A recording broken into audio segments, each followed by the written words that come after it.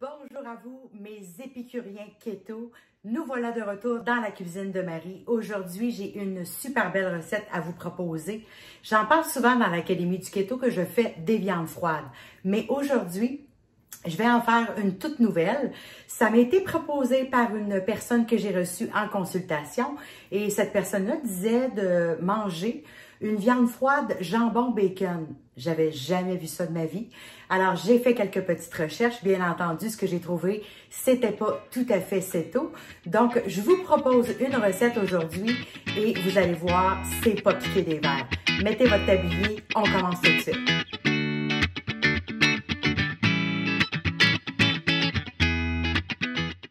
Pour fabriquer notre recette, pour avoir de belles petites tranches avec un pain bien ferme, vous allez voir, c'est extrêmement simple.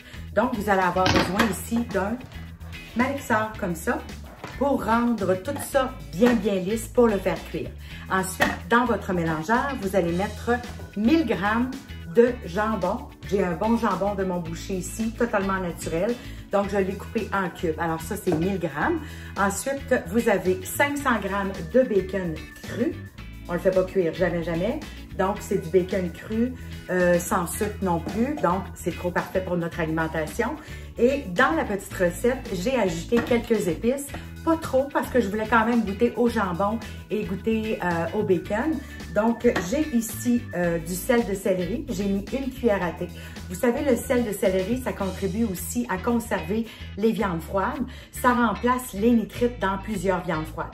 Donc, une cuillère à thé de sel de céleri. J'ai mis ici une cuillère à thé d'oignon en flocons et une demi-cuillère à thé de moutarde sèche. Tout simplement ça. Ensuite, je vais mettre un quart de tasse de crème 40%, juste ici. Et je vais mettre aussi une demi-tasse de, on appelle ça des breadcrumbs en anglais. C'est comme un remplacement un peu d'une chapelure. Et celle que j'ai choisie, c'est les nut crumbs, comme ça. Et c'est fait à base de pistaches, de cachou et d'amandes. Alors, ça me fait vraiment une belle chapelure. Toutefois, si vous n'en avez pas ou si vous n'en trouvez pas, vous pouvez toujours utiliser les chicharrones sans problème, juste à les réduire en poudre et ça va faire le même travail. Sauf que, bien entendu, dans ça ici, ben, on va avoir un peu plus de goût, un peu plus de noix.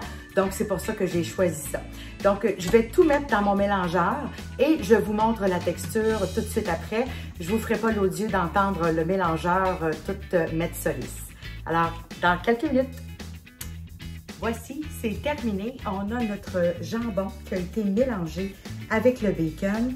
C'est certain qu'il va rester des petits morceaux de bacon dedans, mais ça va vous donner peut-être un petit dessin intéressant dans votre viande froide. Alors moi, j'ai choisi de remettre toute la mixture dans un bol parce que mon mélangeur était trop plein et je voulais m'assurer vraiment que ici, toute ma poudre soit bien mélangée. Donc, je la mets dedans et je vais la mélanger avec mes mains, tout simplement, pour s'assurer que le pain tienne très bien. Donc, c'est vraiment important. Je voulais vous dire aussi que dépendamment du jambon que vous allez choisir, certains jambons contiennent un peu plus d'eau, d'autres sont plus secs aussi. Donc, la quantité de crème est variable. C'est-à-dire que moi, j'en ai mis une demi-tasse au lieu d'un quart de tasse, mais vous pouvez ajuster au besoin, donc un petit peu plus qu'une demi-tasse. Vous calculerez tout simplement vos glucides en conséquence. Alors, il faut vraiment bien le mélanger avec tout ce beau pain-là, qui n'est pas un pain, bien évidemment, mais je trouve que ça donne une belle texture et ça va donner vraiment un bon goût à mon pain, à ma viande froide, et ça va être original, on s'entend. Mais comme je vous ai dit tout à l'heure, vous pouvez utiliser des chicharrones, des coins de l'or, salés ou non. Peut-être que j'oserais aussi en mettre des coins de l'or au vinaigre ou au barbecue. Je sais pas, je n'ai jamais essayé. Mais moi, je préfère ça un peu plus simple. Donc, un coup que c'est bien mélangé avec les gants, bien évidemment, ça va quand même assez facilement. Donc, on prend notre moule ici. C'est tellement simple, vous allez voir là. Ça prend 5 minutes, peut-être 10 à faire. Voilà, on va tout mettre ça dans le moule et il va falloir le presser pour qu'il se tape un peu partout. J'ai choisi un grand moule à pain. J'ai choisi ce moule-là, je l'ai acheté chez Ikea. C'est vraiment un moule à pain qui est quand même assez long, grandeur d'un pain finalement, parce que les plus petits moules style Betty Crocker sont un peu plus courts, donc ça va vous donner des tranches qui vont être peut-être un peu hautes pour garnir un sandwich, par exemple, si vous voulez faire ça. Donc, moi, j'ai vraiment choisi ce moule-là sciemment parce que la recette, quand même, elle est assez grosse. Et tant qu'à en faire, évidemment, vous pouvez diviser la recette en deux, il y a zéro problème. Mais tant qu'à en faire, j'aime mieux le faire un peu plus gros et le hacher, pas le hacher, mais le trancher et le congeler. Alors, je vais en avoir pour un bon petit bout. J'espère que ma famille va apprécier. Moi, j'en ai goûté du magasin. J'ai trouvé ça super bon, mais on s'entend que quand c'est fait maison avec des ingrédients sains, c'est encore mieux et c'est tout à fait adapté à notre alimentation parce qu'on a du bacon, c'est quand même assez gras. Donc, ça va nous apporter aussi une belle source de protéines, de lipides et très peu de glucides. Vraiment, vraiment très peu de glucides par tranche. Et on s'assure que tous les ingrédients sont parfaits. Donc, on essaie de l'aplatir le plus possible. Et là, je vais faire un peu de bruit. Donc, pour essayer d'enlever les poches d'air, on va le tasser comme ça. Le plus possible. Alors voilà, c'est petit pas beau la vie, c'est terminé. On envoie ça au four à 375. Je vais vérifier le temps et je vais vous l'indiquer quand je vais le sortir du four.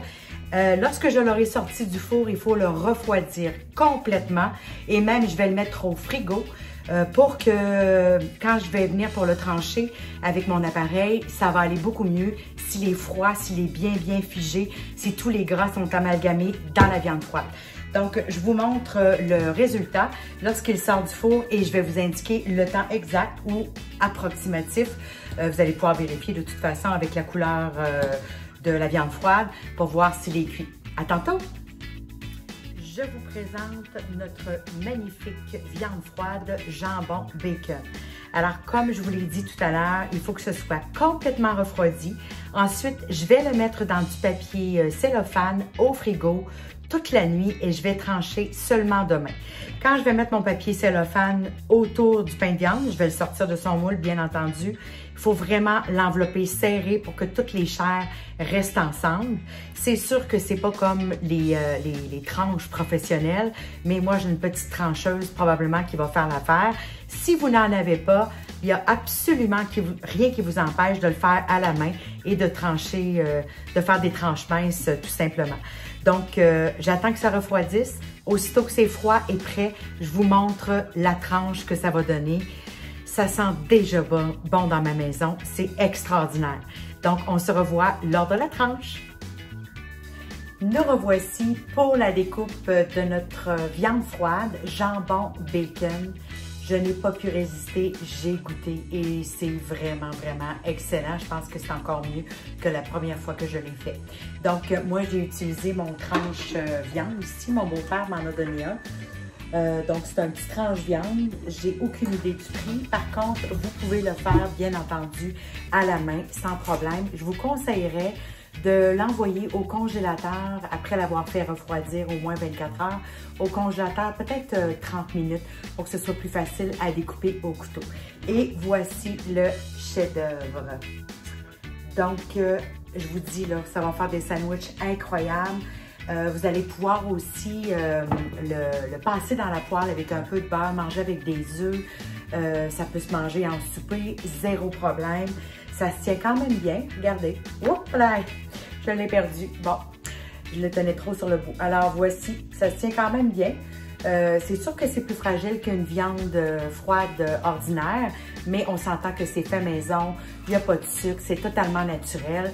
Et j'en ai fait 56 tranches. Pour 56 tranches par tranche, c'est 0,4 g de glucides. Ce qui est intéressant, c'est le gras. Alors moi, j'ai fait le décompte, bien entendu, avec Carb Manager. Donc, on a 5,1 g de protéines par petite tranche. Alors, c'est quand même bien par petite tranche. Et pour le gras, c'est 5,6 g par petite tranche comme ça. Alors, moi, je considère que c'est vraiment un ingrédient, un aliment qui est extrêmement payant pour nous parce que ça nous rapporte très, très peu de glucides, beaucoup de protéines et beaucoup de gras. Alors, c'était ma recette de viande froide. J'espère que vous allez l'essayer. J'aimerais avoir de vos nouvelles et moi, en attendant, je vais manger. Bye bye tout le monde!